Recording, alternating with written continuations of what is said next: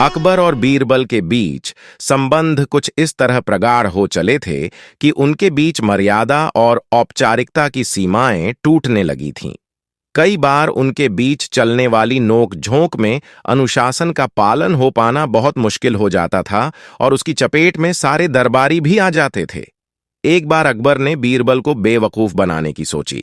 इससे पहले जब कभी भी अकबर ने बीरबल को छकाने का प्रयास किया था, तब उन्हें मुंह की खानी पड़ी थी। इसलिए अकबर ने अपने इस प्रयत्न में मंत्रियों और दरबारियों को भी शामिल कर लिया था। अकबर ने मंत्रियों और दरबारियों को इस बात के लिए राजी किया था कि बीरबल जब दरबार में आएंगे तब वे उन्हें बताएंगे कि रात को उन्होंने एक स्वप्न देखा है जिसमें एक फरिश्ते ने उनसे कहा कि राजमहल के पास जो तालाब है उसमें उनके दरबारी बारी बारी से गोता लगाएं। जो दरबारी एक अंडे के साथ तालाब से निकलेगा वह शरीफ होगा और जो बिना अंडे के बाहर निकलेगा वह होगा पक्का शैतान। इतना बताकर अकबर ने सभी मंत्रियों एवं दरबारियों को एक एक अंडा दिलवा दिया, जिसे उन लोगों ने अपने अंतवस्त्रों में छुपा लिया।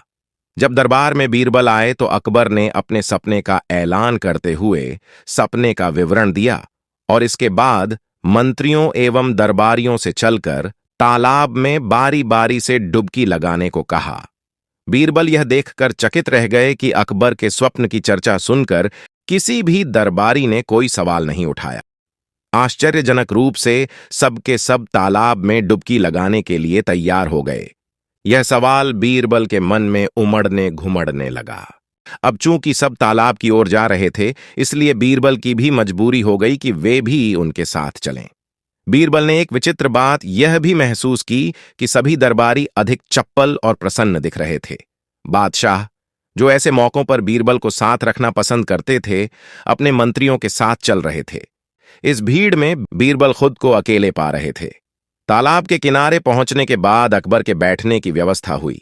बादशाह के तख्त के पास टोकरी भी रख दी गई। थोड़ी ही देर में तालाब के आसपास का नजारा बदल गया। एक एक करके दरबारी तालाब में उतरते, डुबकी लगाते और हाथ में अंडा लिए बाहर निकलते। वे अंडे को बादशाह के पास रखी टोकरी में रखकर तख्त के दूसरी तरफ दरबारियों के लिए बनाए गए स्थान पर जाकर बैठ जाते। सभी मंत्रियों और दरबारियों ने डुबकी लगा ली थी। सबके सब अंडे के साथ तालाब से बाहर आए थे। अंत में अकबर ने कहा, बीरबल, अब तुम भी डुबकी लगा ही लो। बीरबल का मस्तिष्क तेज गति से काम कर रहा था। उन्हें विश्वास हो चला था कि इस डुबकी लगाने वाले खेल में बादशाह भी शामिल हैं, वरना अनेक धूर्त मंत्रियों और कुटिल दरबारियों के हाथ में तो अंडे नहीं आते। ये सब सोचते हुए बीरबल तालाब में उतरे, डुबकी लगाई, लेकिन हाथ में अंडा नहीं आया। बीरबल तालाब से निकलते निकलते एक निर्णय पर पहुंचे और जोर से बांग दी। वे बांग देते देते ही बादशाह के पास पहुंचे।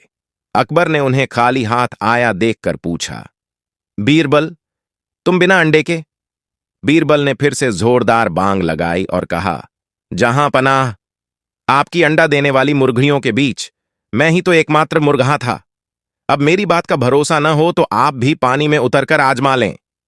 बीरबल की बात सुनकर बादशाह भी झेंप गए और मंत्रियों एवं दरबारियों की जुबान लज्जा के कारण खुल नहीं पाई।